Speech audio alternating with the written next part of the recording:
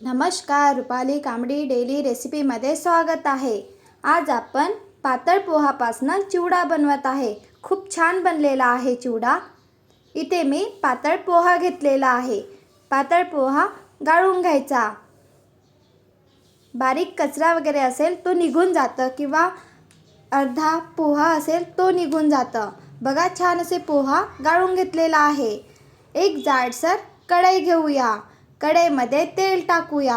थोडंच तेल टाकायचं। पोहा खाच्या चम्मचनी 1 चम्मच आणि आपण पातळ पोहा गाळून घेतलेला होता तो टाकूया आणि छान असं परतत राहायचं।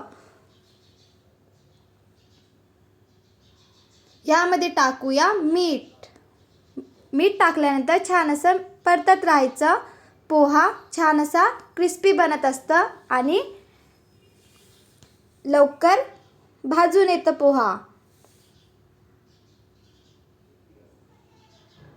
बघा, छान असा पोहा मी परतून घेत आहे। खूप सोपी आहे पातळ पोहापासून चिवडा बनवण्याकरिता। परतत राहायचं जेणेकरून पोहा जळायला नाही पाहिजे। बघा, छान असा पोहा मी परतून घेतलेला आहे।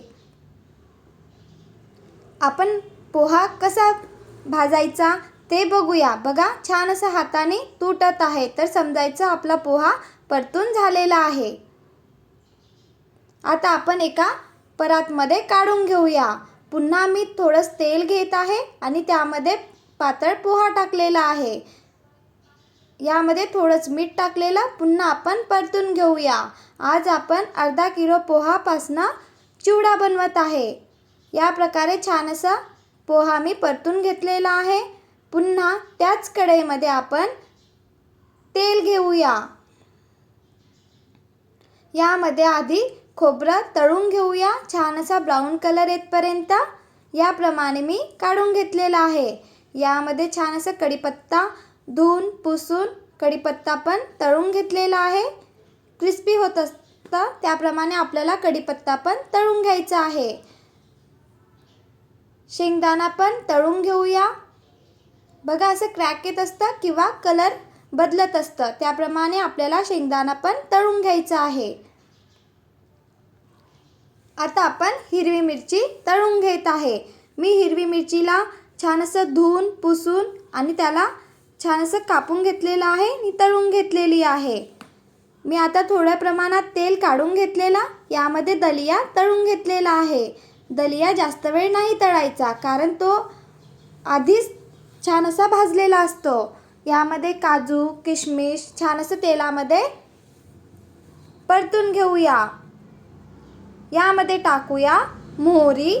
आता मी तेल काढून घेतलेलं आहे कारण जास्त प्रमाणात होते। आता आपल्याला फोडणी द्यायची आहे। आपल्याला मसाला बनवायचा आहे चिवडा बनवण्याकरिता। थोडेच प्रमाणात तेल घेतलेले त्यामध्ये हळद मोहरी आणि हळद टाकलेली।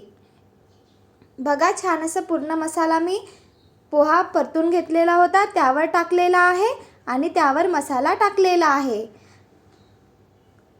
माझ्याकडे परात मोठा नव्हता म्हणून मी 2 याच्यामध्ये पातळ पोहा घेतलेला आहे आणि छान असं मिक्स करून घेत आहे।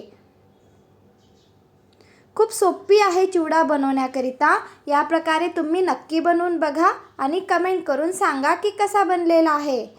मी सोप्या पद्धतीने तुम्हाला चिवडा कसा बनवायचा सांगितलेले आहे। या प्रकारे छान असं मिक्स करून घेऊया।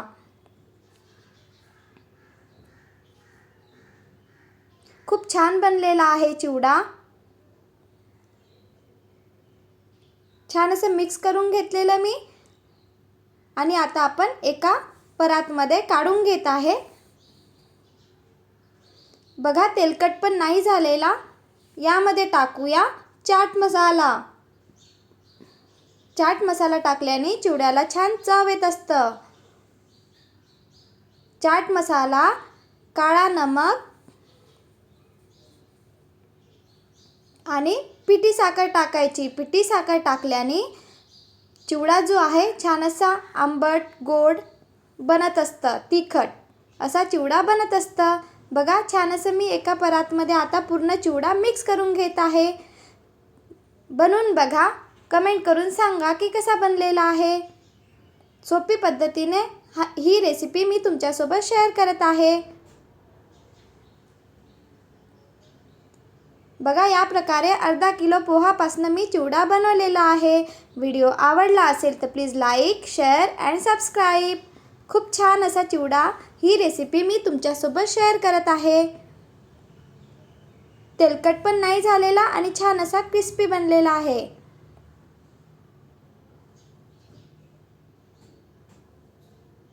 Bye bye.